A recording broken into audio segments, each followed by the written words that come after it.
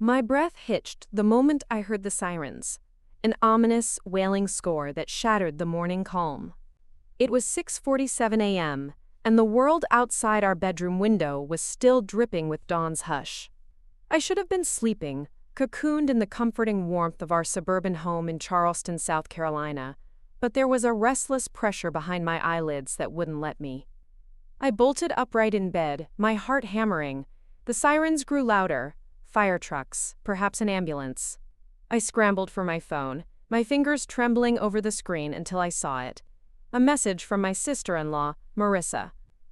"Dan's been in an accident, asterisk it read. I'm taking him to the hospital now." My world tilted.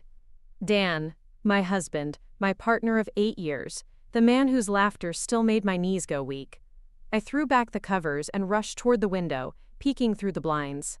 A crowd had gathered at the end of our quiet street, neighbors in bathrobes, their faces pale under the pinkish light of dawn. A gurney, too bright against the gravel, stood at the ready as paramedics moved swiftly. I slipped into jeans and a t-shirt, my chest tightening with every heartbeat as I fumbled for my keys. I ran out the door without a second thought, flipping the lock behind me with a clang that echoed in the stillness. The chilly morning air was like a slap to my face as I sprinted to my car, adrenaline fueling my every step. When I reached the scene, Marissa turned toward me, her mascara-streaked cheeks contrasting sharply with her composed facade. She flung her arms around me, her voice cracking. He didn't make it, Lily." I stumbled back as if the words themselves were heavy stones. Didn't make it? My husband? Dead? My chest heaved, and tears poured out of me, hot and angry. I stumbled to the ground, the world tilting beneath my knees. "No," I choked out. "No, that can't be. Please, please not Dan." Marissa's lips quivered, but her eyes held a steely glint. "I'm so sorry, Lily. He crashed on Highway 17. It was horrible." My vision blurred. "Tell me he's alive," I whispered. Her head shook slowly. He's gone." I felt as though I'd been pushed into the deepest ocean. My screams were muffled by the weight of despair. Neighbors watched, discreetly offering tissues and gentle pats on my back, but their kindness faded behind the roaring in my ears. The paramedics packed up their gear and a nurse handed me a hospital wristband.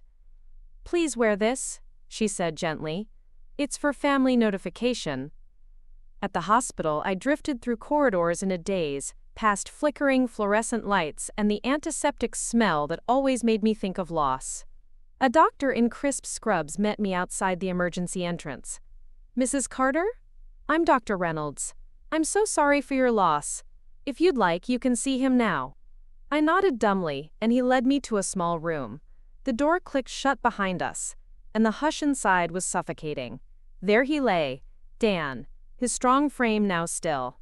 Tubes and wires clawed at his body like invasive vines. My knees gave way, and I dropped to the floor beside him. I brushed a strand of hair from his forehead and whispered, "Wake up, Dan, please." His skin felt cold under my fingertips, and every fiber of my being refused to accept that this man, my Dan, was truly gone. Memories flooded in, his goofy grin at our first date, the way he held my hand when I was scared, the gentle brush of his lips against mine when I fell asleep. My tears dripped onto the white sheet as I whispered his name again and again. Later, the funeral home staff guided me through the arrangements. It was all a blur, choosing a casket, picking flowers, selecting music. I went through the motions, numb and hollow. Marissa hovered, offering condolences, her eyes occasionally flicking to the insurance papers she'd brought with her. "I'll handle everything," she said. "You just rest." Seychelles Ankara. Rest. That word felt cruel on my tongue. Rest, while Dan lay beneath cold earth. I stared at her, feeling a simmer of anger. This was my grief. My loss. How could she swoop in and take over everything? But I said nothing, because beneath my pain was a suspicion. A dark, gnawing thought. Weeks passed, each day a grinding ritual of tears and silent dinners alone. Then one morning I met with the insurance company. The agent, a kindly woman named Mrs. Chavez, handed me a statement. My payout, should have been substantial. Instead, the numbers were wrong. "I'm sorry," Mrs. Chavez said, "but your sister-in-law filed a claim under her name. The policy lists her as the primary beneficiary." I felt the walls close in. Marissa. She'd been the only other name on the policy, but I'd always assumed that in the event of Dan's death, I'd be the one to receive the money. His life insurance was ours. How had I never questioned the paperwork? The weight of guilt pressed on me, mingling with betrayal. I left the office in a daze, the city streets around me blurring into a watercolor of grief and rage. That night, I confronted Marissa. She sat at the kitchen table of the house I now lived in alone, her coffee gone cold. "Why?" I demanded, my voice shaking. "Why would you do this?" Her eyes flashed with something I can't quite name. "I did what I had to do for Dan's children," she said softly. "You're his widow, but I'm their mother. They need security." "Security?" I repeated, incredulous. "What about me? I was his wife. I was there every day." She sighed, her shoulders slumping. "I know this is hard, Lily, but think of it as what he would have wanted." I turned away, furious tears spilling over. "Don't speak for him. You're pretending to know his wishes, but you never cared to ask me how I felt." She looked up, hurt flickering in her eyes. "I'm trying to protect my kids." I stood, my chest heaving. I wanted to believe her, wanted to believe there was some shred of good in her actions. But a seed of doubt had taken root. Something was off. And I was determined to uncover the truth. Before we jump back in, tell us where you're from. If this story moves you, please subscribe. Tomorrow, I have a special story for you. I woke the next morning to the relentless hum of thoughts in my mind, questions looping endlessly like a broken record. The sun filtered through the linen curtains in my bedroom, drawing pale patterns on the floor. I lay still, staring at the ceiling, tracing cracks and water stains, but it was Marissa's words that echoed. They need security. Security for her children. But what about the security of my future? I forced myself out of bed and shuffled into the kitchen, where the coffee pot bubbled away. The rich aroma usually comforted me, but today it tasted bitter, laced with distrust. The house felt too quiet, too empty without Dan's morning greetings. The silence was a reminder of the void she'd stepped into, and how she'd chosen to fill it with herself. I poured a cup for myself and another for Marissa, the reflective surface of the mug like a portal to my own doubts. She entered the room moments later, smooth and poised, like someone who hadn't just claimed the life insurance of her own brother-in-law. I set the second cup in front of her without a word. She looked up, her lips curved in a practiced, polite smile. "Morning," she said softly. "Morning," I replied, my voice flat. I watched her hands wrap around the mug, knuckles whitening. The steam curled around her face, and for a moment she looked vulnerable. But then her shoulders squared. "I've arranged for the house sale." My stomach lurched. "You what?" She sighed and traced the rim of her cup. "I contacted the realtor. The sale goes through next week. It'll clear all expenses and provide the kids with a lump sum, enough for their college funds and living expenses." "This was our home," I whispered, feeling tears prickle the back of my eyes. "We built that together, Dan and I." "I know," she said, her voice softening. "But you're moving to your parents' place in Beaufort anyway. This house is too big for you." I could feel my jaw clench. "It wasn't your decision to make." She met my gaze, unflinching. "I'm doing what's best." The lie tasted sharp. I pressed my lips together and stood abruptly. "If this is done, then tell me why I still feel like a guest in my own life." I bolted from the room. I wandered through the empty halls, my footsteps echoing off walls that once held laughter. I paused by the living room window and looked at the garden, our garden. Dan had built those raised beds last spring. We grew tomatoes and herbs together. Now the blooms wilted under the summer heat, neglected. My heart clenched at the sight. I lifted my phone and called my best friend, Eleanor. She answered on the second ring. "Hey Lily, everything okay?" My voice trembled. "Can you come over? I need help." "Of course. 10 minutes?" please. I hung up and grabbed my keys, my mind racing. I sat in the car and exhaled, letting the tension out in a long sigh. Then I started the engine and drove toward Eleanor's house, the weight of uncertainty pressing down with every turn. She lived in a small cottage on an oak-lined street in Mount Pleasant, its ivy-covered facade giving it a storybook quality. When I arrived, she was waiting on the porch, her curly hair tied back, worry etched on her face. "Lily, what's wrong?" she asked, wrapping me in a hug. I leaned into her warmth, the familiar comfort for a moment dispelling the ache. "It's Marissa. She's selling the house. She's taken everything." Eleanor's eyes widened. "What, everything?" I sank onto her front steps and told her about the insurance claim, the beneficiary switch, the sale plans. By the time I finished, tears had soaked the fabric of my jeans.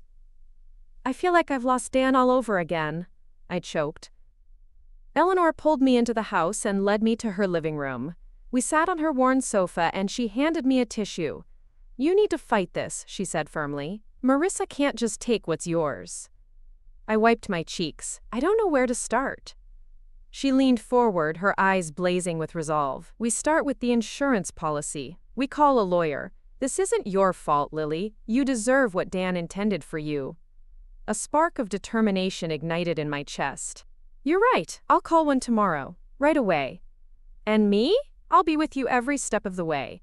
I nodded, a tight smile forming.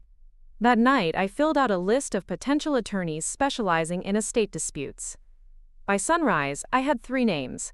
Everything felt more tangible now, less like a dream. There was a path forward, a chance to reclaim my future. But as I lay in bed later, the floorboards creaking under the weight of my thoughts, I realized that this battle would be more than a legal one. I was fighting for my identity, my memory of Dan, my right to grieve on my own terms, without interference. And I was scared. Yet beneath the fear I felt something else, resolve. Some part of me refused to be pushed aside again. I would confront Marissa. I would uncover why she'd done this. And I would find out the rest of what she was hiding. Because I knew she wasn't telling the whole truth. As sleep finally claimed me, I made a silent vow. Tomorrow, I'd take the first step.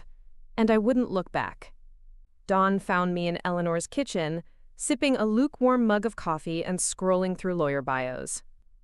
Each profile read like a tightly bound novel, pages of accomplishments, specialties, victories. But none mentioned a personal touch, the understanding of grief entwined with betrayal. I needed someone who would see the story behind the case, not just the policy numbers.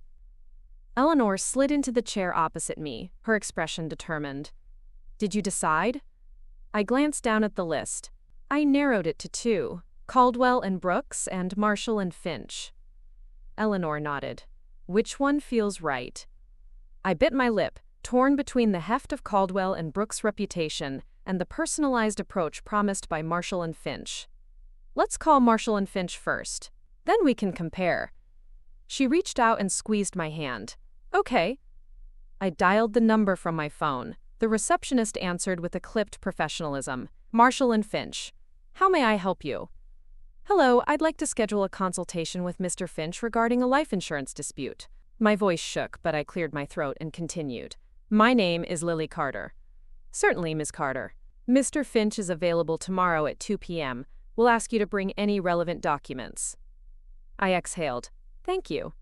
After hanging up, I sank back in my chair. "Tomorrow at 2. Eleanor grinned. "Good, you're moving forward." I smiled back, though my stomach churned. A meeting with an attorney. This was real. I felt as if I'd stepped off a precipice onto solid ground, but that ground was unfamiliar, jagged. The next evening, I laid out the policy documents on the dining room table. I photocopied pages, highlighted the beneficiary section, circled the signatures. My breath caught when I saw Dan's neat script, the signature that once meant so much, now haunting.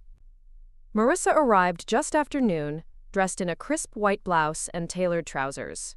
She always looked so put together, an effortless elegance that made her look in control. I had to remind myself that control was exactly what I needed to take back. "Heading out?" she asked, glancing at the documents. I nodded. "I have a meeting." "Can I come?" she asked, voice casual. Maybe I can help.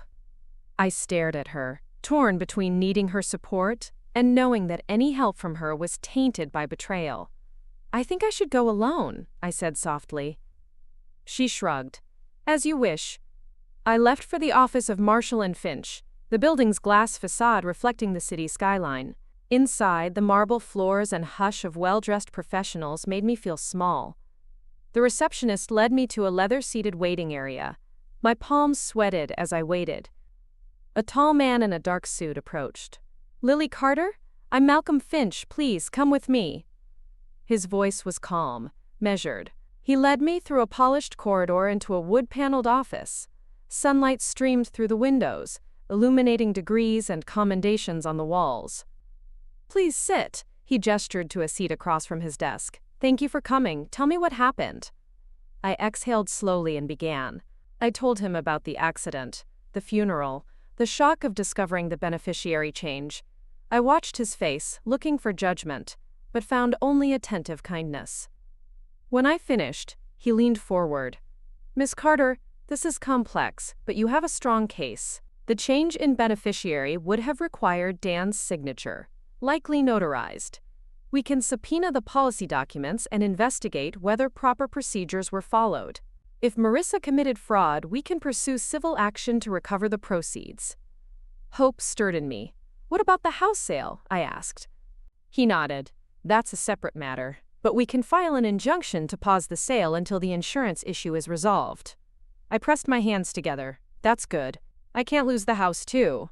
Finch smiled gently. You won't. I'll prepare the paperwork. We'll need your original documents and any correspondence. Could you provide these by tomorrow? I nodded. Yes, I'll bring everything.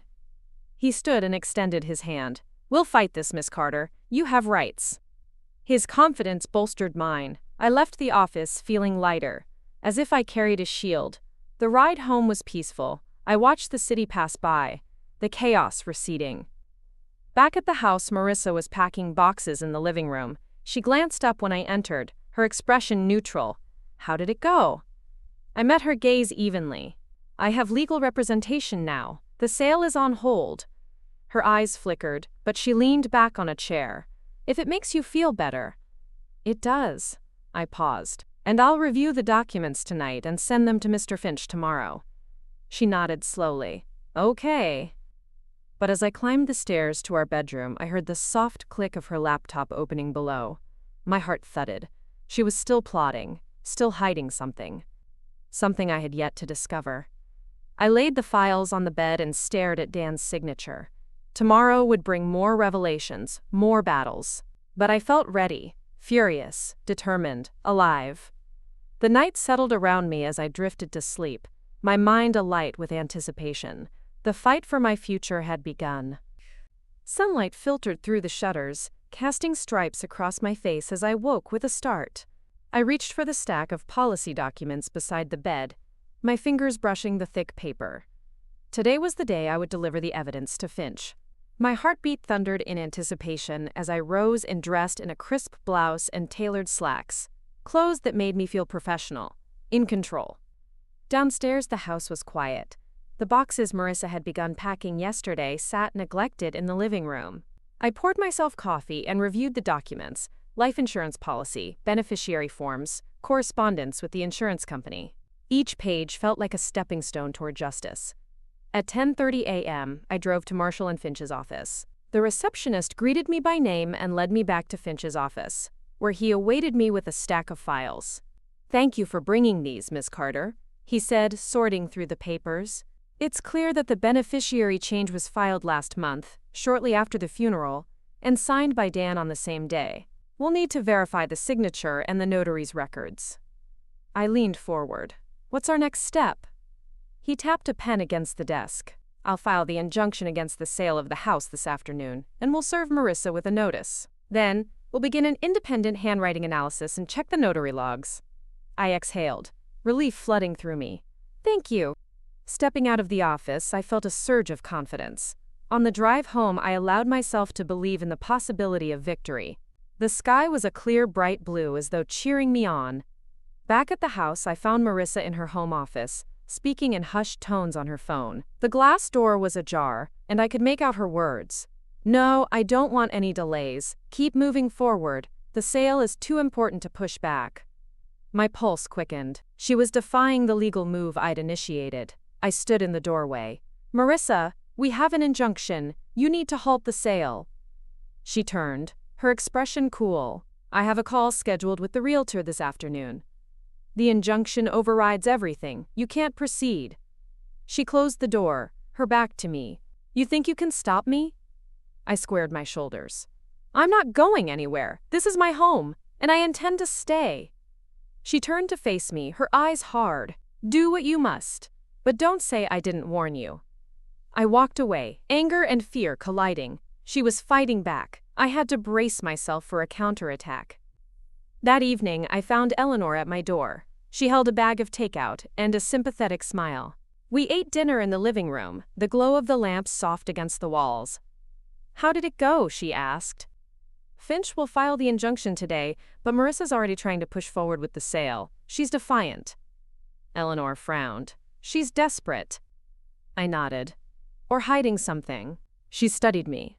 We need more evidence. I sighed. What else can I look for? She tapped her chin. The notary. Find out who notarized the signature change. Then, talk to them. How do I do that? I asked.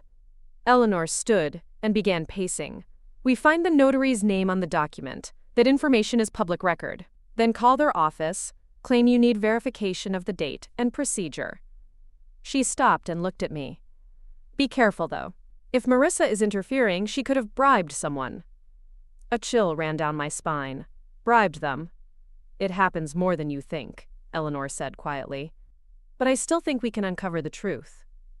I stared at her with gratitude. Her fierce loyalty gave me strength. Okay, tomorrow we investigate the notary. The next morning, I searched the beneficiary change form for the notary's stamp. There it was, a name, Walter Thompson, Public Notary, Charleston County, and a registration number. My chest tightened. Walter Thompson, I whispered. Let's go. I grabbed my coat and phone. Eleanor joined me in the car, her expression determined. You think he'll cooperate? I exhaled. He has to. He's sworn to uphold the law. We arrived at the notary's office, a modest brick building on Market Street. The bell chimed as we entered. A receptionist looked up. How can I help you? I showed the form. Mr. Thompson notarized this. We need to verify his records for the date and time. She glanced at Eleanor, then nodded. Mr. Thompson is in a meeting. Please wait. We sat in the waiting area, the tension thick. Minutes crawled past. Finally, the door opened, and a tall man with silver hair and kind eyes emerged. He studied me for a moment. Ms. Carter? I'm Walter Thompson. Yes, Mr. Thompson. Thank you for seeing me. I need to confirm the notarization on this document. He took the paper, adjusting his glasses. He studied it briefly, then looked at me. I don't recall this specific case. Let me pull the logs. It might take a moment. He disappeared into an office. Eleanor whispered, good sign. Moments later, he returned with a ledger. According to my records, I notarized a beneficiary change for Daniel Carter on June 5th at 9:15 a.m., but this document has a timestamp of June 20th at 3:30 p.m. I blinked.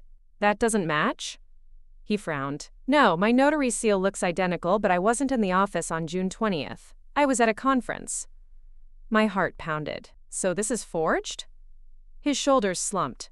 It appears so. Tears welled in my eyes. Thank you. This is exactly what I needed.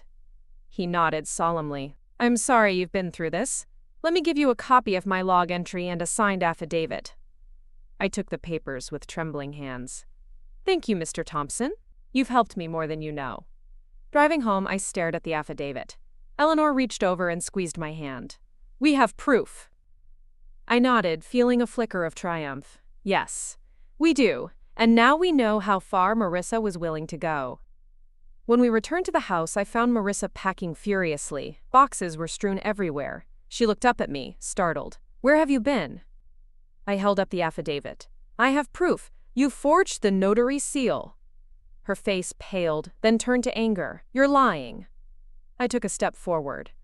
Walter Thompson's affidavit. He wasn't in town. Her hands shook. You can't use that. I met her gaze, unwavering. I can, and I will. This ends now. The tension in the living room crackled like static as Marissa's eyes darted between me and the affidavit in my hand. Her posture trembled, her carefully curated composure fracturing like thin ice under pressure. I took a slow breath, letting seconds stretch between us before speaking. You need to put down those boxes, I said quietly, nodding toward her half-packed belongings. We need to talk about what you've done. Marissa's lips pressed into a thin line. Talk? There's nothing to talk about. I'm the one protecting Dan's children. By forging a notary seal? My voice rose with indignation. You framed it as if Dan himself made the change. You used his name and that seal to steal the insurance payout. You betrayed all of us. Her eyes flashed with anger. You don't understand. He loved me too. Anger ignited inside me. He loved you? He was my husband. I pointed at the affidavit. I have this signed by the notary himself. He wasn't in town on June 20th, so that seal on the document you filed isn't his. You lied, Marissa. You stole from me and your own niece and nephew because you're greedy. Her shoulders shook as if she were about to lapse into tears, but she held herself erect. I only did it for them, she said, her voice cracking. You moved away, I'm raising those kids, and you're never here. She threw her arms up. I thought, maybe you wouldn't fight me on this. I closed the distance, my heart pounding. I'm here now. This isn't just about me, it's about justice. You didn't just take what was mine. You set out to destroy my future, but you underestimated me. Her defiance wavered. She opened her mouth to speak, then closed it. I saw her gaze flicker to the boxes labeled Carter Estate and realized the gravity of her actions. She swallowed. What will you do now? I stood still, letting my words settle. I'm going to make sure you never harm me or these children again. I'll bring this affidavit to Mr. Finch. He'll file for fraud. Then I'll claim the insurance payout that Dan intended for me, and the children will have what they deserve. My support, not your false generosity. Tears glistened in her eyes, but her chin remained raised. You wouldn't. I would, I said softly, because I loved him, and I love our children. She closed her eyes and exhaled, the fight draining from her. When she spoke again, her voice was small. I'm sorry. My chest tightened. Her apology rang hollow. I wanted retribution, accountability. I wanted to see her admit her betrayal. But I held myself back from saying more, letting the weight of the affidavit speak for me. In the days that followed, everything moved in a blur of legal motions and tense confrontations. Mr. Finch filed the injunction and the fraud claim. We attended hearings in the dimly lit courtroom, where Marissa sat across from me, her eyes red-rimmed. The judge reviewed the notary affidavit, examined the beneficiary change forms, and questioned Marissa under oath. She stammered, offering excuses about the children's welfare, but when confronted with the affidavit's revelation, her defenses crumbled. Meanwhile, I faced my own turmoil. The public spectacle of the trial reopened fresh wounds. I relived every agonizing moment, the sirens, the funeral, the betrayal. Yet with each passing day, I felt my resolve harden. I realized that reclaiming my life was more than a financial necessity. It was a declaration of my worth. One afternoon, after a particularly grueling session, I found myself outside the courthouse, the midday sun burning my cheeks. Eleanor was beside me, her presence a steadfast anchor. She wrapped an arm around my shoulder, guiding me toward the car. You did it, Lily, she said softly. I exhaled, my breath catching. I couldn't have without you. She squeezed my hand. You're stronger than you know. The final hearing came a week later. The courtroom was nearly empty, save for a few legal aides and the judge. Marissa and I sat at opposite tables, the air thick with unspoken emotions. When the judge read his ruling, voiding the beneficiary change and ordering Marissa to repay the misappropriated funds plus penalties, something inside me lifted. The weight I'd carried for months began to crack, letting in light. Ms. Carter, the judge addressed me, the court acknowledges the pain and loss you have endured. You shall receive the insurance proceeds as originally intended. Further, Ms. Thompson's affidavit establishes clear grounds for fraud against Ms. Reed. You may pursue civil remedies for damages. Court is adjourned. Silence filled the room before the gavel struck. Marissa's shoulders sagged. I allowed myself a quiet moment of satisfaction, but I didn't gloat. Instead, I felt a surge of compassion, for myself and for her. After the hearing, as we left the courthouse, Marissa approached me with hesitant steps. I'm sorry," she said again, her voice trembling. I was blind with fear and grief. I didn't know what else to do. I looked at her, feeling the turmoil of anger and empathy clashing inside. Finally, I nodded. "I forgive you, but you have to make this right, for you, for the kids." Her head bowed. "I will." Weeks later, I sat on the porch of the small cottage I'd rented near Beaufort. The afternoon sun painted the marsh grass golden, and the soft lap of waves in the harbor carried a promise of renewal. I cradled a mug of tea, my heart lighter than it had been in months. The insurance check had arrived, and I'd set up college funds for my stepniece and nephew, true to Dan's wishes to provide for his children. I'd also arranged for joint custody of the funds with Marissa, ensuring transparency. As I watched the tide roll in, I felt a peace settle over me. The battle for what was rightfully mine was over, but the journey to rebuild my life had just begun. The losses I'd endured, Dan's death, the betrayal, would always be part of my story. Yet from the depths of grief, I'd forged a new strength, and with it, a renewed faith in love and justice. This story took us a long time.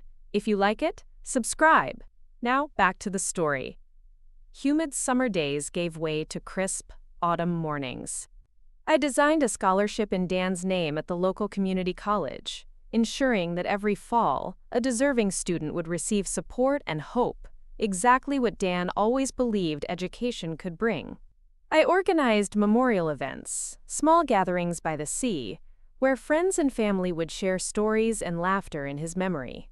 With each gesture, I felt his spirit stirring within me, urging me forward. Marissa and I found an uneasy truce.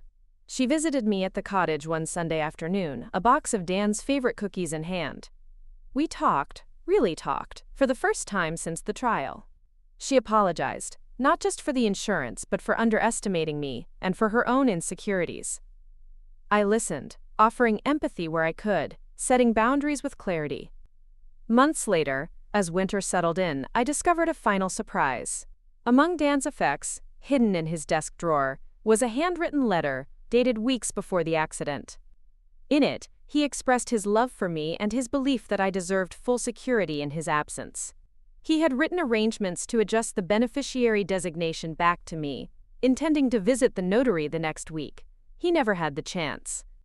Tears filled my eyes as I read his words by the fireplace's glow. It was the truth I'd longed for, a confirmation of his intentions. His love, his planning, his trust in me, all reaffirmed. I closed the letter and breathed deeply, feeling Dan's presence, a steady warmth in my chest. I was no longer the woman crushed by loss and betrayal. I was Lily Carter, widow, advocate, and guardian of a legacy that would live on in hearts and minds. And as the embers glowed and winter winds whispered, I knew that the greatest chapter of my life was yet to be written. The first buds of spring had begun to bloom when I felt ready to step beyond the cottage's front porch and immerse myself fully in the life my husband had once envisioned for us. Charleston's pastel facades and cobblestone streets called to me, reminding me of the early days of our courtship, when we'd wander hand in hand through the French Quarter, our laughter filling the sultry air. It was early April when Eleanor rang my doorbell, her excitement palpable even through the wood of the screen door. I opened it to find her beaming, holding 2 invitations topped with navy ribbons. "You have to come with me," she said, thrusting one envelope into my hands. "This is for the Charleston Historical Society's Spring Gala. They're honoring local philanthropists. Dan would have loved that." I felt a flutter of nerves. Gala dresses, unfamiliar faces, the way people would smile politely but ask me to tell my story again. Still, I felt the weight of grief lessen the moment I held the invitation. "Okay," I said, tucking the envelope into my purse. "Let's go." Over the next week, I shopped for a dress, something in the pale sea glass green of morning light. When the evening finally arrived, Eleanor and I stood side by side outside the Grand Hall in downtown Charleston, its columns lit like ivory candles. Inside, chandeliers dripped crystals onto polished wood floors. Men in tuxedos bowed and tipped their drink, and women in silk glided through the crowd like swans. We navigated to the reception line, where I introduced Eleanor to colleagues and members of the society. Each introduction was a reminder that though I'd been absent for months, life had slowly continued without me. But rather than feel overwhelmed, I felt a surge of belonging. When they learned my name, Lily Carter, they nodded with recognition, offering congratulatory smiles for the scholarship and memorial events I'd organized. "Your husband would be proud," one woman said, her voice warm. "How wonderful that you've honored his legacy so thoughtfully." My chest tightened, but the warmth in her words reminded me that love could endure beyond tragedy. Dinner was served in courses of mint pea soup and seared salmon, but my mind wandered to the small leather journal I carried in my clutch, Dan's final letters and notes. I fingered the edges of the pages during dessert, thinking of the path I'd traveled to reach this moment. As the program began, the Society's chair took the stage. Tonight, we honor those who have faced adversity and chosen to give back to their communities. Our first speaker is Ms. Lily Carter, whose dedication to education has inspired us all. My legs trembled as I rose, stepping into the light as the hush fell. I carried the journal to the podium, its weight familiar in my hands. Taking a deep breath, I opened it to the pages where Dan had penned his hopes for our future, his vision for the scholarship, his love for our blended family. "Thank you," I began, my voice steady. When my husband passed away unexpectedly, I felt a chasm open beneath my feet. The pain of losing him was compounded by betrayal. But through that struggle, I discovered a truth: that love endures when we commit ourselves to honor it. I paused, letting the candlelight flicker across the faces before me. Dan believed in education as the key to liberation. He believed that by supporting one student each year, we could ignite a spark that would shine far beyond what one person could ever achieve alone. That spark is what we carry forward tonight. I closed the journal and looked out at the audience. I stand before you not as a victim, but as someone embracing purpose. In Dan's memory, we will continue to empower students who might otherwise remain unnoticed. We will transform loss into hope. Applause filled the hall, enveloping me in warmth. I descended from the podium with tears in my eyes, where Eleanor hugged me fiercely. "You were amazing," she whispered. As the night wound down, I slipped outside onto a terrace overlooking the city lights. The salt air carried the faint melody of distant music. I breathed deeply, feeling exhilarated and whole. Yet, even in the glow of renewal, a question nagged at me, a loose thread I'd yet to follow. During the trial, insurance statements had hinted at another beneficiary payout, one I'd never pursued. In the flurry of my own fight, I'd overlooked a second policy Dan held, a smaller accident policy in his name alone. He'd taken it out for a motorcycle trip he'd planned before his business travels took precedence. I'd assumed the policy lapsed, but when I requested the records from the insurer, I found it active and valued at $50,000. Untouched since the day he'd signed it 2 years earlier. Why had Marissa never mentioned it?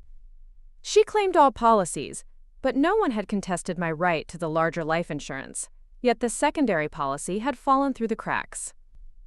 The agent assured me it would be paid out to Dan's estate, but without a clear beneficiary designation, the proceeds would be subject to probate, a long, cumbersome process. I closed my eyes and felt Dan's presence behind me, reminding me that every detail mattered. "I need to look into this," I murmured, grabbing the invitation from my purse as a pen to make notes about contacting the probate attorney. A chill wind blew across the terrace, carrying the promise of rain. Lightning flickered on the horizon, and the first raindrops splashed against the marble balustrade. I folded my arms around myself, exhilaration and foreboding swirling in my chest.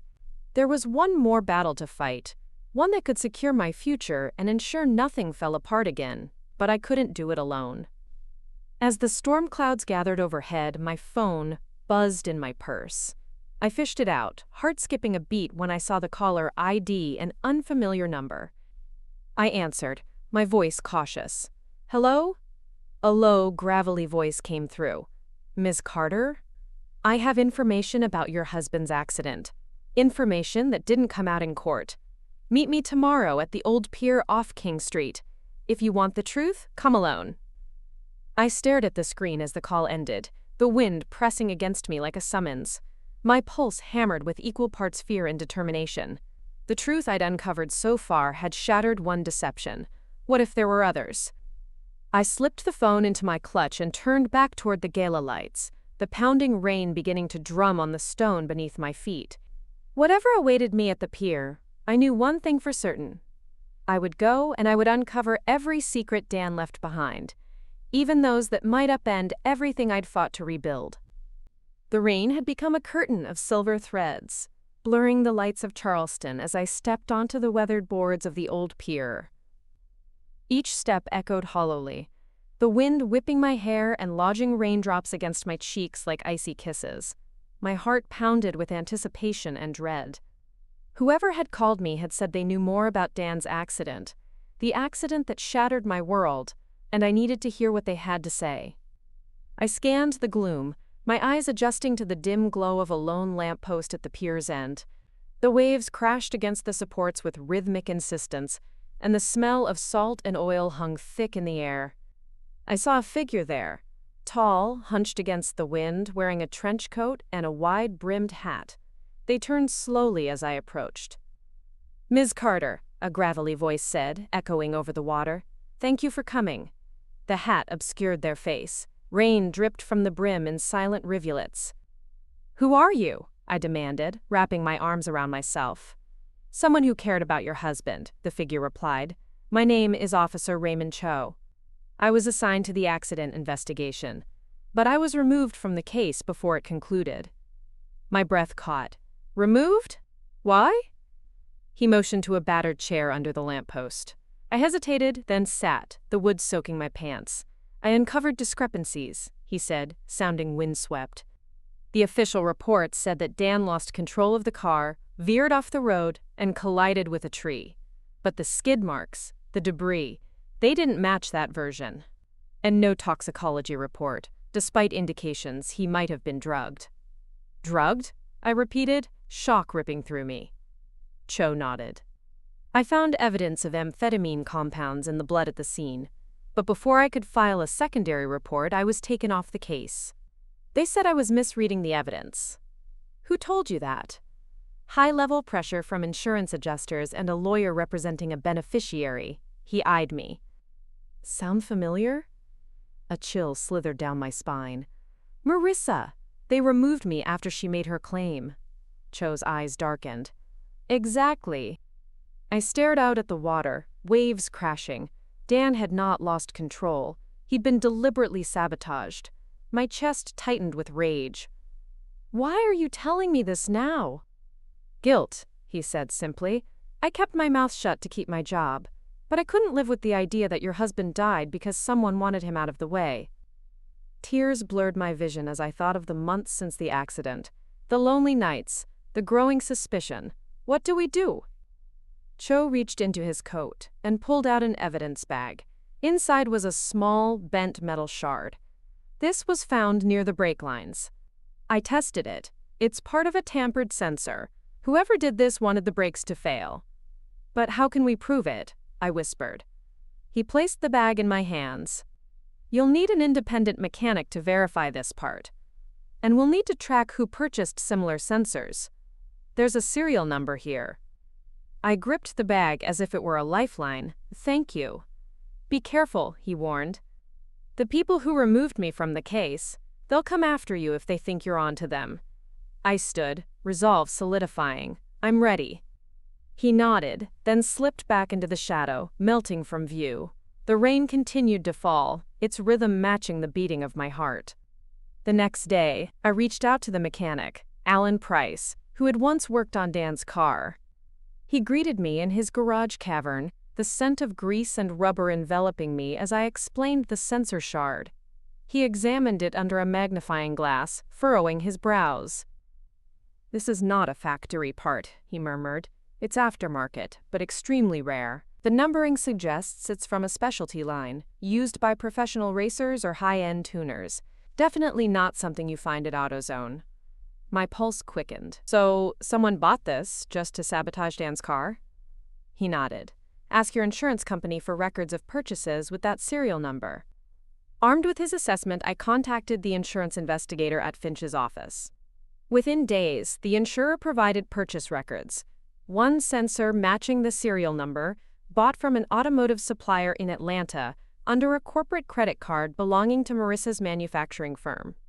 My breath caught as I read the invoice. The date, May 14th, 2 weeks before the accident. I printed the record, my hands trembling. That evening, I confronted Marissa at the cottage. She opened the door, her eyes tired. Without a word, I handed her the printout. Her face drained of color. Where did you get this? From the supplier. The serial number matches the shard from the accident scene. I watched her face as the reality dawned. She gazed at the paper, her lips quivering. No, this doesn't. I stepped inside, closing the door behind me. Stop lying to yourself. You didn't just forge a document. You tried to kill Dan for insurance money. Her head dropped. She sank to the couch. I didn't mean for him to die. I just wanted him out of the way. I thought he'd survive. He's always been careful. I never intended it. My stomach churned. Intent doesn't absolve you. You compromised the brakes. You destroyed my life. She covered her face with her hands. I was going to split the insurance money so the kids and I could have everything we needed. Then he crashed, and I panicked. I never meant to kill him. I felt bile rise, but I clenched my fists instead of lashing out. I had to stay calm, rational, for Finch's case and for my own peace. You're going to confess, I said, voice low, or I will provide these records and Cho's testimony to law enforcement. She looked up, tears streaming. Please, Lily, don't do that. It'll ruin me. You've ruined me. You destroyed my husband, my marriage. My voice broke. You'll face the consequences. She nodded, resignation in her eyes. I'll go with you to the police. That night, I barely slept. The betrayal now bore a vile depth. But I had a mission: to bring Marissa's crimes to light and ensure no one else could harm an innocent life for greed. At dawn, we arrived at the Charleston Police Department. Officer Cho met us in the lobby, his expression grave but supportive. I handed over the evidence: the sensor shard, the mechanic's report, the purchase record, and Cho's affidavit. Ms. Carter, he said, you've done the right thing. We'll open a homicide investigation reversed into fraud and vehicular manslaughter. I exhaled, relief mingling with sorrow. Marissa was taken into custody that afternoon.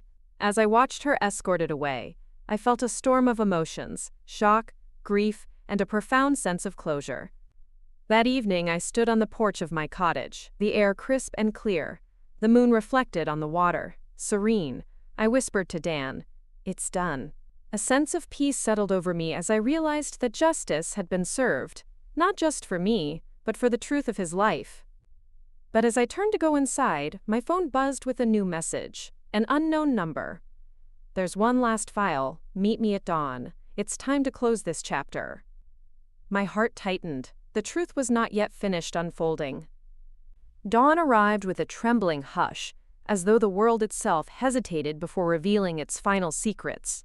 I'd spent the night tossing on the cold floor of my cottage, haunted by the cryptic message, "There's one last file. Meet me at dawn." Who could it be? And what more could there be? I stepped outside into the misty morning, the air heavy with dew and possibility. The message had instructed me to meet at the harbor's old loading dock, a place once bustling with commerce, now abandoned, its planks worn and its cranes rusted. The dock stretched into the pale water like a forgotten spine. I called out softly, "I'm here." My voice disappeared into the hush. Seconds passed, and then a figure emerged from the fog, sharp-suited, face obscured by the brim of a fedora. "Ms. Carter," the voice said, "thank you for coming." The man tipped his hat and lifted a leather briefcase from a nearby crate. My pulse quickened. "Who are you?" He snapped open the case, revealing a stack of files and photographs. "My name is Marcus Halstead. I'm a private investigator. I was retained anonymously to look into the broader conspiracy surrounding your husband's accident and the insurance claim." He slid a folder across a crate to me. "This is the last file." I reached for it with shaking hands. Inside were photocopies of bank statements, wire transfers to a shell corporation, and emails between Marissa and an untraceable address. My breath hitched as I read one email dated May 15th, just a day after the sensor was purchased. Subject: It's done. Nice date: May 15th, 2024, 4:52 p.m. Nice das. Marissa, the car will do its part tomorrow night. Remember, delay any inquiries. I will handle the notary. Then we split the proceeds. Nagers R. Times. The email was signed with a single initial. I looked at Halstead. R? He nodded. I traced the server. It points to an account held by a lawyer in your town, someone who worked on Marissa's company's legal counsel. One Robert Caldwell. My mind reeled. Caldwell, like Caldwell and Brooks, the first law firm I considered. I swallowed. He's the one who should have represented me, I whispered. Halstead closed the briefcase. He represented Marissa on corporate matters. He had both motive and means. He orchestrated everything, from the sensor tampering to the forged notary to manipulating the investigation. I closed my eyes, the betrayal deepening. The man I'd almost trusted was part of the web of deceit. What now? Halstead gave a sad smile. You have everything you need to go to the district attorney. These emails, the wiring, the testimonies from Cho, the mechanic's report, they all tie back to Caldwell and Marissa. But you'll need legal backup. I nodded, resolve stealing my heart. I'll call Mr. Finch. Halstead extended his hand. You're one of the strongest clients I've ever seen. Lily Carter, you've honored your husband's memory and fought for justice. Now you have what you need to close this chapter. We parted at the edge of the dock, the fog thickening as he returned to his car. I watched until the taillights disappeared, then stood alone with the file in my hands and the first rays of sunlight piercing the mist. Back at the cottage, I dialed Finch. He answered on the second ring. Ms. Carter, everything okay? I have more evidence, I said, my voice firm. Emails, wire transfers, proof of Caldwell's involvement. There was a pause. Send it over immediately. This is bigger than I thought. I hung up and uploaded the files to Finch's secure portal. He called back in minutes. He's going down. This morning, I'll file an expanded complaint with the DA's office. We'll work all day on this. I exhaled, the tension draining away. Thank you. By noon, subpoenas were issuing.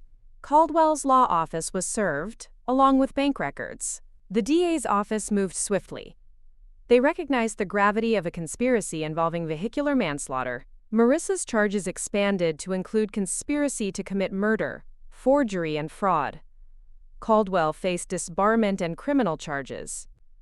In the days that followed, I found myself in a whirlwind of court dates and press inquiries. My resolve was unwavering, but fatigue weighed on me like a cloak. Eleanor remained my constant support, attending hearings and letting me rest at her home when I needed to gather strength. A week after the arrests, Finch called me with good news. Ms. Carter, the DA has agreed to a plea deal with Marissa and Caldwell. Less than maximum sentences, but significant. They'll confess in exchange for reduced time. It spares your children from a lengthy trial. I considered the children, my step-niece and nephew, who would suffer if the case dragged on. As much as I wanted retribution, I wanted healing more. I agree, I said, relief and sorrow mingling in my voice. That afternoon I met with the DA and agreed to the plea deal. Marissa and Caldwell would each serve 5 years, with restitution to Dan's estate and public apologies. It felt like a balance between justice and mercy. The trial's end left me exhausted but free. The fractures in my life began to mend. I returned to my scholarship planning, my memorial events, and the little joys that had slipped through my fingers during the years of struggle. One autumn evening, I visited Dan's grave under the live oaks that draped Spanish moss like silver veils.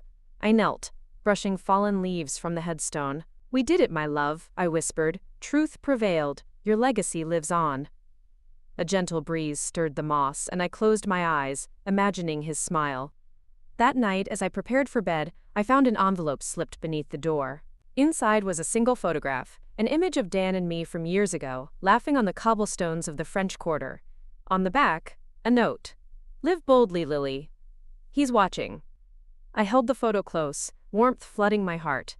My journey from grief and betrayal to justice and renewal had taken me through darkness. But here, in the glow of the flickering street lamp outside my window, I felt his presence, guiding me toward a future of hope and love. Winter had settled over Charleston, draping the city in a cool, contemplative hush. My breath crystallized in the air as I walked through the garden of our first home, now reclaimed by spring's promise after the trial, yet still holding echoes of pain and memory. I paused before the rose bushes Dan had planted for our anniversary, their thorned branches bare against the gray sky. I knelt, placing a single red bloom at the base of the trellis, a symbol of enduring love. Life after justice felt surreal. The scholarship fund had announced its first recipient, a bright young woman from Beaufort who planned to study marine biology. I'd sent her a letter, and her gratitude had flooded me with renewed purpose. Yet personal closure still eluded me. Pieces of my heart had yet to find peace. One evening, Eleanor and I convened at my cottage, the fireplace crackling with warmth. Over mugs of cocoa, we reviewed plans for a memorial gala in Dan's honor, a celebration of life, education, and resilience. Among the invited were members of Charleston's philanthropic circles, friends who had sustained me through the darkest days. We finalized the guest list and decor, subtle maritime motifs, nods to Dan's love of the sea, and chose a charity auction to raise scholarship endowment funds. As we signed off on the invitations, my phone buzzed with an email alert. Curious, I opened it and saw an attachment titled, "Final Note." I hesitated, then clicked. Inside was a voice recording from Dan's phone, captured hours before the accident. His voice, warm, confident, filled the room. "Lily, if you're hearing this, I want you to know how much I love you. I've been working on a side project. A memoir, actually. I wanted to surprise you. It's in the safe. I know life can change in an instant, so I wanted you to have this. It's unfinished, but it's my heart on paper. I hope it brings you comfort." Tears blurred my vision as I replayed the message. Eleanor watched me, her hand on my shoulder. "He left this for you," she whispered. I closed the laptop and exhaled. His memoir, I never knew. My mind raced with possibilities. What stories he'd shared, what reflections he'd penned. I needed to find that safe. I retrieved the key from my jewelry box, Dan's handwriting on the tiny tag, L for Lily. With trembling fingers, I inserted it and turned. The small combination safe clicked open. Inside lay a thin, leather-bound notebook embossed with his initials. I cradled it gently, as though it were a fragile bird. That night I lit candles and read by their flicker. His words poured out, accounts of our meeting at the gallery opening where I'd admired that Van Gogh piece, the way he described my laugh as sunlight streaming through a window, his dreams for our future children. The memoir was raw and unfiltered, a testament to his love and vulnerability. I laughed through tears at his descriptions, then cried openly at his fears. Halfway through, I found a blank page marked, "To Lily, complete this with your own story." His invitation pierced my heart. I realized that while the past had defined me, the future awaited my own narrative. He'd begun our story, but I held the pen for the next chapters. Over the following weeks, I dedicated evenings to transcribing his memoir and adding my own entries. I wrote of the trial, the betrayal, the scholarship, and my journey to rediscover hope. With each word, I felt closer to Dan, his presence woven into every line. Meanwhile, the gala approached. On the night of the event, I stepped into a gown of deep navy, the same hue as his eyes. Eleanor handed me the memoir, now bound and ready. "Ready?" she asked. I nodded, clutching the book. We entered the grand ballroom, where tables glowed with candlelight and the air hummed with anticipation. I gave a speech, a culmination of our journey, reciting excerpts from the memoir interwoven with my own reflections. Attendees wept and applauded, the evening raising funds beyond our expectations. After the gala, as music filled the hall, I slipped away to the terrace overlooking the harbor. The crisp night air carried the distant sound of waves. I opened the memoir to the final page, where I had begun my own story, Lily's chapter. I found strength in love's aftermath, courage in the face of betrayal, and a calling sparked by tragedy. My journey from widow to advocate has not been easy, but every step has led me to a future Dan himself would cherish. This is my story, unfinished, but alive with hope, purpose, and undying love. I closed the book, heartful. Below, the harbor lights twinkled, and I whispered into the night, "This is for you, my love." The story continues. Just then, my phone buzzed with another email, subject line, "One last gift." My pulse quickened as I opened it. Inside was a link to a video message, marked private. I hesitated, then tapped play. The screen flickered, and Dan's face appeared beside a sunlit canal in Venice, a travel vlog I'd never known he made. "Ciao, Lily," he said, smiling. "If you're watching this, it means my plan worked. I wanted you to see the world without me, feel alive. I left instructions with Eleanor to send you this after the gala. Go, explore, live your dreams. Our story isn't just home or heartbreak, it's adventure. Venice, Paris, Tokyo, I want you to see it all. Love always, Dan." Tears streamed as I watched him wave goodbye against Venetian gondolas. He'd planned this, his final gift to me, a call to live boldly. I turned to Eleanor, who held 2 plane tickets. "Where do you want to go first?" she asked. I took the tickets, my hands steady. "Venice," I whispered, smiling through tears. "Let's start in Venice." The morning light was soft as I boarded the narrow water taxi that would ferry Eleanor and me along the Grand Canal. The gondolas swayed gently in the rippling water, pastel buildings rising on either side like a watercolor painting come to life. My heart thrummed with anticipation and the thrilling edge of adventure. I clutched Dan's memoir in one hand and the plane tickets in the other, symbols of the life he dreamed I'd live. Eleanor pointed toward the Rialto Bridge, its arches glowing in the dawn. "There it is, Lily. Let's explore before the crowds come." I nodded, the air salty with possibility. As we disembarked, I felt a tap on my shoulder. I turned to find a man in a tailored suit, holding a delicate envelope addressed to me. "Ms. Carter?" he asked politely. "A friend of your late husband left this for you here in Venice." My breath caught. I accepted the envelope with trembling fingers, breaking the seal. Inside was a pressed carnation petal and a note in Dan's handwriting. "My dearest Lily, this city taught me about timeless beauty and daring spirits. Let this flower remind you that love, like the canals, flows between us always. Visit the little bookshop by the bridge. Your next journey begins there. Love forever, D." My eyes blurred with tears. I glanced at Eleanor, who smiled encouragingly. "Shall we?"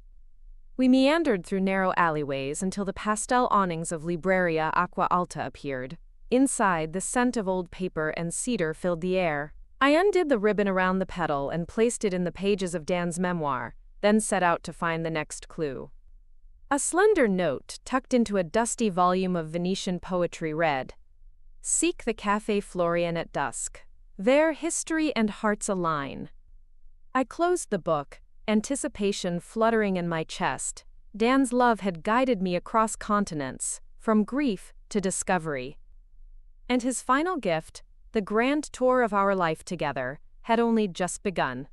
The lanterns flickered as dusk settled over Piazza San Marco. The cacophony of tourists had melted away, leaving only the distant toll of church bells and the soft murmur of conversation from the outdoor cafes lining the square. Eleanor and I approached the famed Café Florian, its painted ceilings glowing beneath strands of lights like a secret canopy. I clutched Dan's memoir, now heavy with pressed petals and dog-eared pages, anticipating the next revelation. Inside, the scent of espresso and pastries enveloped us.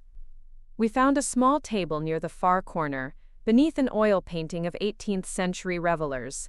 A waiter in a starched uniform appeared, bowing slightly. "Ms. Carter, Signora, your table has been reserved." My breath caught. Reserved? By whom? He offered me a folded parchment. I unfolded it to find elegant handwriting. "Listen closely at 8 p.m. The baritone's aria holds your next clue." Eleanor nudged me with excitement. "An aria?" She scanned the room. "Perhaps there's live music." We settled at the table, sipping aperitifs as the plaza lights shimmered outside. At precisely 8 p.m., a hush spread through the cafe. From the corner, an opera singer, tall, regal, voice rich with emotion, began a baritone aria from Verdi's La Traviata. His voice rose and fell, filling the air with longing and loss. Between verses, he paused and gestured toward a carved panel high on the wall. I rose, stepping closer to the ornate relief depicting Venice's gondoliers.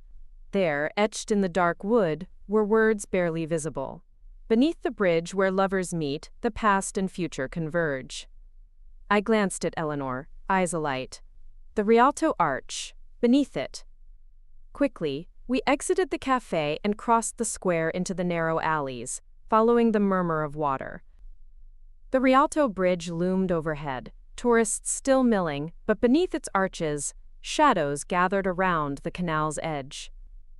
I knelt beside the stone, brushing away fallen petals and debris. My finger traced the cold marble until it hit a small metal clasp embedded in the wall. I released the latch, and a hidden compartment popped open. Inside lay a small velvet pouch. My heart thundered as I opened it, revealing a delicate necklace, a locket in the shape of a gondola. Inside the locket was a miniature photograph of Dan and me on our wedding day, smiling beneath a garden arch. But behind the photo was another slip of paper. At sunrise, meet me where the water reflects the sky. A final secret awaits. My breath caught. A final secret? I whispered. Eleanor squeezed my hand. Only one place for that, the docks at dawn. We spent the night at a canal-side inn, anticipation making sleep elusive. I held the locket, its weight both comforting and bittersweet, a symbol of Dan's enduring presence. At first light, we arrived at the deserted docks. The water gleamed like mercury, reflecting the pale sky. The mist drifted over the planks as we walked to the furthest pier. There, tied to a post, was a final envelope bearing Dan's scrawl. Hands trembling, I tore it open. Inside were keys, 2 pairs, and a letter. My love, you've uncovered every piece of my heart, and now it's time to claim our shared dream. These keys unlock our countryside villa in Tuscany. It was meant to be ours next year, but I wanted you to have it now. Go, live among the vineyards, laugh under the cypress trees, and know that my love guides you wherever you go. Yours always, Dee. I let the letter slip from my hands, tears spilling as the promise of a future unfolded before me. Eleanor pressed a warm cloth to my back as I stood swaying. The villa, our dream home, waiting for me. I gathered the keys and the locket, feeling a surge of hope. The journey Dan had crafted for me spanned oceans and memories, leading me from loss to legacy. And now, as sunlight pierced the dawn mist, illuminating the water like spilled gold, I realized the map he'd drawn was not just for my grief, but for my joy. With the promise of Tuscany ahead, I turned to Eleanor. Let's go home. The Tuscan sun hung low in the sky when Eleanor and I first crested the hill overlooking the villa. Rolling vineyards stretched in emerald waves, and cypress trees stood like silent sentinels against the horizon. The villa's terracotta roof and honey-colored stone walls glowed in the late afternoon light, an idyllic vision I'd carried in my heart since reading Dan's final letter. I stepped from the car, the gravel crunching beneath my shoes. Clutching the keys, I felt a thrill of excitement and a twinge of nervousness coursing through me. This place symbolized our shared dreams, a sanctuary where laughter echoed through sunlit rooms, where guests gathered beneath pergolas draped in wisteria, and where memories were woven into every stone. The front door creaked open, revealing high ceilings and floors of flagstone cool under my feet. Sunlight filtered through tall windows, illuminating the great hall's rough-hewn beams and simple elegance. Dust motes danced in the air, waiting to be stirred by the joy of new life. Eleanor set down her luggage and turned to me, eyes shining. "Welcome home, Lily." I inhaled deeply, letting the Tuscan air fill my lungs. It's perfect. Over the next days, I settled into villa life. I cataloged the wine cellar. Several vintages of Chianti and Brunello awaited uncorking, cleaned the library where Dan's memoir would sit in pride of place, and tended the small herb garden where basil, rosemary, and sage would soon flourish. I imagined hosting friends under the vine-laced pergola, serving dinner as the sun dipped below the hills. Yet amidst the beauty, I felt Dan's guiding spirit most in the simple routines. Each dawn, I walked among the vines, letting dew-kissed leaves brush my fingertips. Each evening, I lit lanterns in the courtyard and read from the memoir, savoring his words as though hearing his voice in person. One morning, I drove to the nearby hilltop town of San Gimignano for supplies. Market stalls brimmed with fresh produce, cheeses, and cured meats. Vendors greeted me warmly, eager to share local specialties. I picked sun-ripened tomatoes, creamy pecorino, and fragrant olive oil. Back at the villa, I prepared a simple lunch on the terrace for Eleanor and me. Bruschetta topped with tomatoes and basil, prosciutto and melon, and chilled white wine. We toasted to new beginnings and raised our glasses to Dan, whose love had guided us to this place. That afternoon, a letter arrived from the scholarship recipient, the young woman studying marine biology. She wrote of her first semester successes and her gratitude for the gift of education. Her words filled me with purpose. The scholarship was doing more than honoring Dan's memory. It was transforming lives. I drafted plans to expand the fund, partnering with the university to support internships and research grants. Dan's belief in the power of learning had become my own mission, and I embraced it wholeheartedly.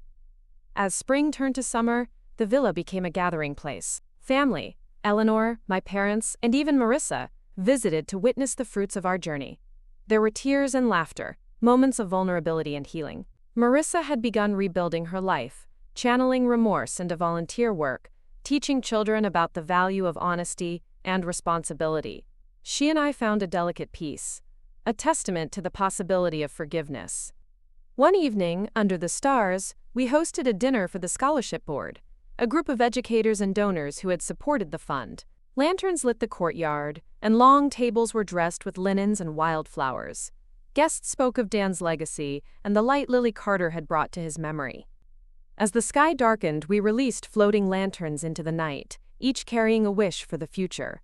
I closed my eyes and let the lantern's glow carry my love to Dan, feeling his presence in the gentle flicker. Later, in my study, I added the final entry to the memoir. Epilogue, Lily's Promise. In a world that can shatter us with a single catastrophe, I learned that love, true love, can become our anchor, our compass, and our legacy. I emerged from grief stronger, guided by purpose. I embraced adventure, found beauty in every sunrise, and built a life rich with connection and generosity. Now Dan's story continues in every scholarship, every vineyard blossom, every whispered toast beneath the Tuscan sky. My chapter stretches beyond these pages, and I write it with hope, courage, and unyielding love. As I placed the memoir on the shelf beside his photograph, I realized that though the pain of loss never fully fades, it becomes part of a greater tapestry. From the fragments of tragedy, I wove a life of meaning and grace, a life Dan would be proud to share. 2 more great stories are next. Don't miss them. Subscribe and turn on notifications.